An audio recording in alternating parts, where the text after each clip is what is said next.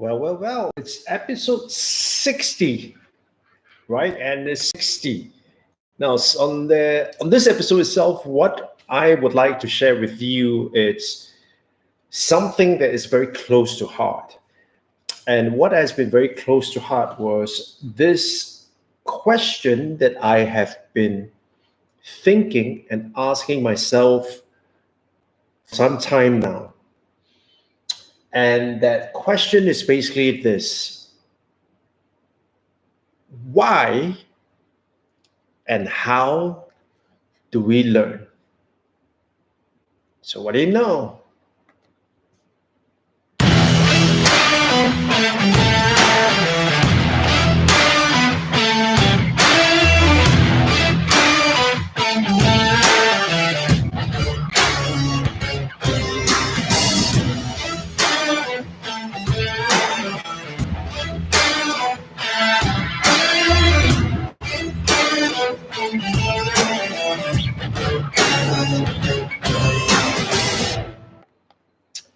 Hey, so we're back here, and I'd like to talk about what I have been thinking for a while. So, what I've been thinking for a while is this idea about how we learn. And essentially, it's about a few things. Number one, it's I really like to get a better sensing of why do we learn, right? I mean, what is the whole premise of us wanting to learn? And I've always liked this idea of the word that learning, it's to earn. And what exactly I mean by that is the following, right? I mean, it's like, just let me get this right. It's just like you want to learn because at the end of the day, you want to be able to earn. And so that's a way to kind of think about this. And let me just get this picture thing out.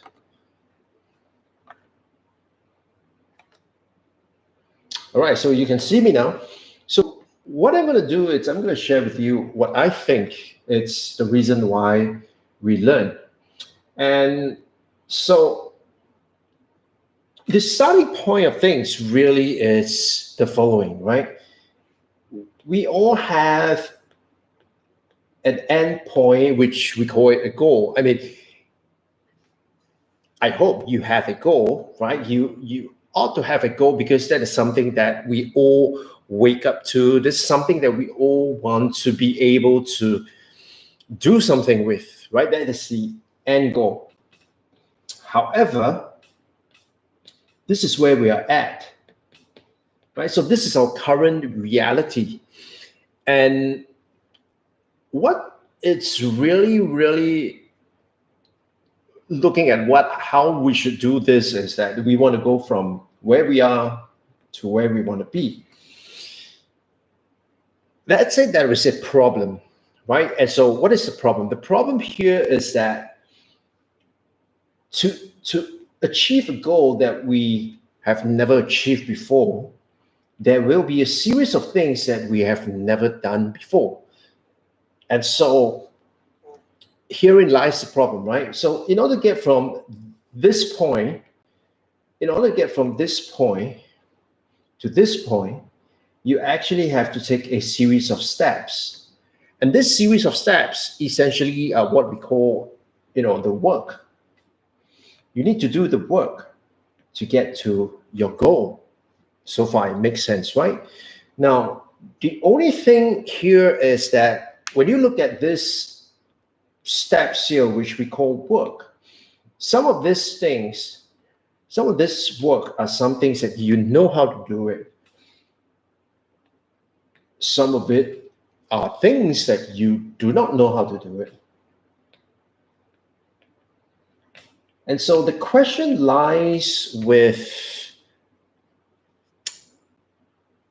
oh, by the way, if you are online, just drop me a message. Let me know you're online watching this and see if you got questions, right?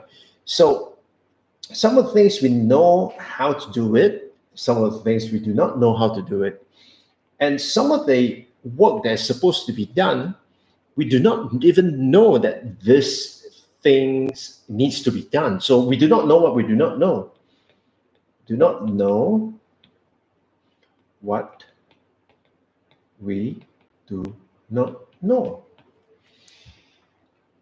And so herein it's the interesting part. And so I've always looked at it this way, that this constitutes our strength. I mean, if I want to work towards a particular goal, what I would really, really like to do is to be able to ask myself, okay, if this is my goal, what are some of the things that I've done in the past that has allowed me, has enabled me to be able to do this? And this should be something that I am able to answer. And so this thing here, really, it's what I call your strength.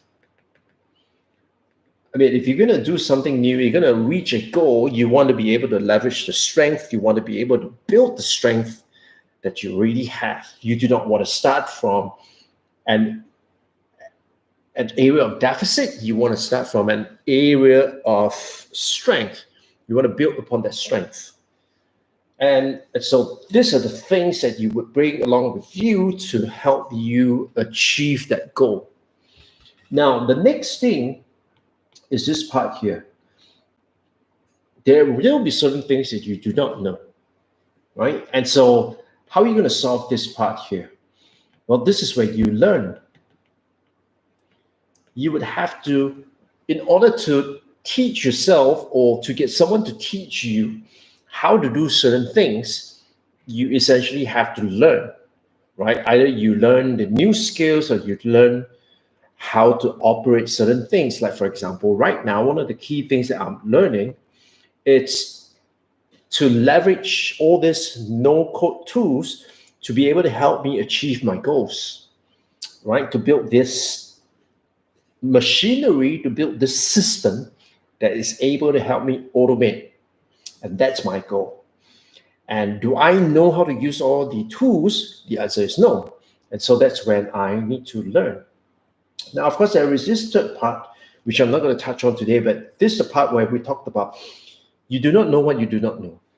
And that is really legit, because there will be certain things that we think that we probably won't envisage that. And so along the way, we will have to find out what is it that require us to work towards, okay? So this is the part that I'm not going to talk about today, because this, I think, requires more in-depth discussion. And so here's the thing that I want you to focus on, and this is the part about what you do not know.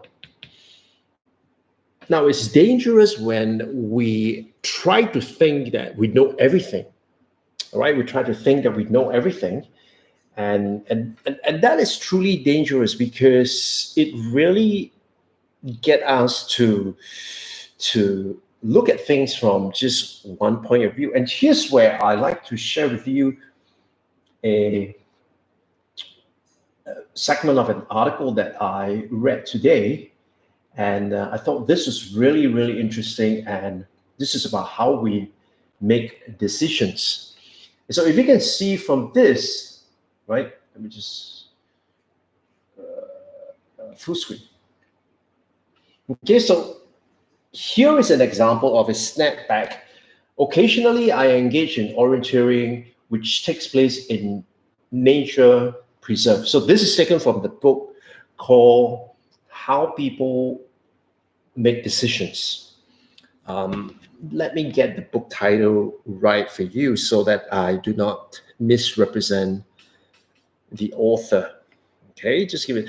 It's called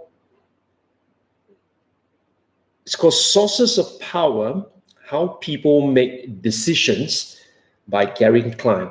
All right, so this is from a segment of the book itself. It says, here is an example of snapback. Occasionally, I engage in orienteering, which takes place in nature preserves. I'm given a map with markers at designated points.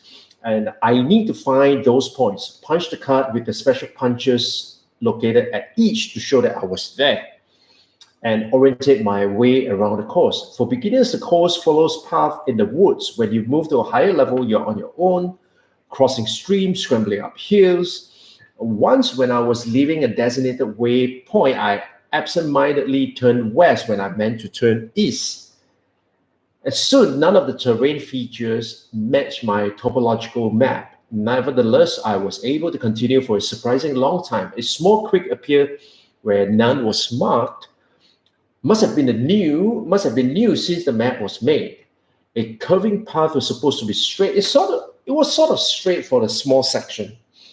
On the plunge, forcing the terrain to fit my map, reinterpreted the cue I was supposed to be seeing.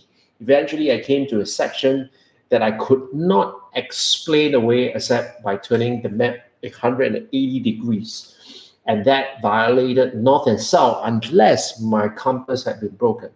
That was the moment of snapback. The accumulated strain of pushing away inconvenient evidence caught up with me. And so where we're getting at with this is the following. Sometimes we tend to think that we have all the knowledge, we have all the know-how to reach the goal, when in fact we do not. And like what the author said, sometimes we fall into that trap whereby we try to force feed whatever we see in front of us into our mental models, and that becomes really, really dangerous. And why that is dangerous is because you come to a point whereby you try to force feed everything into what you think is supposed to be, when in fact it's not. And that lead you to a point where you become delusional, and of course, along the way, you will lose your direction and you will be lost. And in this context here, you will not achieve your goal. And so what we really need to acknowledge and embrace is that in order for us to go from here to here, we know that there are certain things that we can do, we know how to do it, but there are also certain things that we, at this point in time, we might not have the skills to do that. And so what we need to do is we need to learn. And so if it comes to this from this angle itself, what we're looking at is that in order for us to learn, why do we learn what we learn? Why do we want to learn? So we want to learn because we want to be able to acquire the skills, the know-how, the knowledge to be able to solve a particular problem so that we are able to advance towards our goal, right? And so the way to think about it really is the following. We want to learn because we want to be able to solve a problem. So if you're thinking about your clients, for example, here's the thing. Your client is trying to reach a goal, and they will need to do a series of things. Now, sometimes they are stuck in that mental model that they think they know everything. They think that they have all the knowledge, whatever, necessary to be able to do the work, when in fact, they actually do not. And that becomes seriously dangerous, because you would run into a situation whereby you think you have all the information, you have all the know-how, when in fact you're not. And what's going to happen is it's just that you're not going to be able to reach your goal. And so in your process of doing things, what you really need to do is to think about what are some of the things that your clients might not know. Now, until and unless they know this, then they realize that, oh, it is true, I do not have the resources, the know-how, the expertise, or even the tools to help me achieve this goal. So how does that happen? And this is where I think my idea of the catalytic course comes into play. So here you are, you have your client wanting to go from point A to point B. Currently, they think that they have all the necessary information, know-how, expertise, and resources to help them towards the goal. I can do it myself.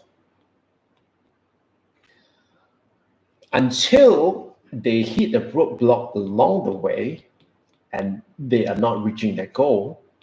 And so there is a problem. Now, your role is not to convince them that they do not have the know-how, the resources, the skills to achieve the goal. Your role, because when you try to do that, what essentially we're trying to do is you're trying to sell them, right? You're trying to sell them. And that is going to be far more challenging than if you look at it from the other way. Your role essentially is to show them or to be able to help them get some results because you know that they do not have the know-how. And so you help them get some results here. You help them get some results here, which kind of serve as, you clear the roadblocks. And because you clear the roadblocks right now, what happens is that they now start seeing you as someone who is a savior, someone who is able to help them achieve their goal. And this thing here is where you inject the catalytic course to be able to help them see that there are certain things that they do not know, and there are certain things that they have to find out so that they could achieve their goal. And so, my friends, what I'm saying here is the following, right? We all think that the way to convince someone is to sell them something, when in fact the way that we should be convincing someone is to help them get results even before we start working with them. And this becomes a really interesting proposition, the way I look at it, because it is truly something that most people would not do, or they would not consider doing it, because it's just unthinkable, right? Because they are like, why would I want to be helping? Why would I want to be helping them achieve the results if they're not paying me? And that's what most people would think, right? And even those people who I think have the ability to, or requires them as a professional to help them, to help their clients in achieving their goals, even these people, I think many of them would be reluctant because of the fact that they feel that, if I give out everything I know, then they wouldn't come to me, right? I mean, I still have fellow trainers and associate consultants who think that way, unfortunately. And so if you are able to think of what could potentially be the roadblocks for your prospective clients, right? Not so much to convince them that they do not have the know-how, but if you're able to anticipate what is the possible roadblocks that they have, and you are able to come in at the right time to help them achieve their goals,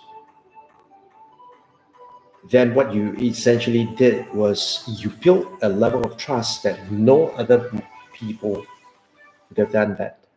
And so that's how and why we will learn. So tell me, does it make sense? What does it mean to you? Um, how will it work in your industry or not? Um, Talk to me about that, and I'll be more than happy to speak to you too, right? And so, if you got questions for me, I'll be more than glad to speak with you. And if not, we're good. And this is the Melvin Live Show, right? And take care, my friends, and I will speak to you on the next one. Bye bye.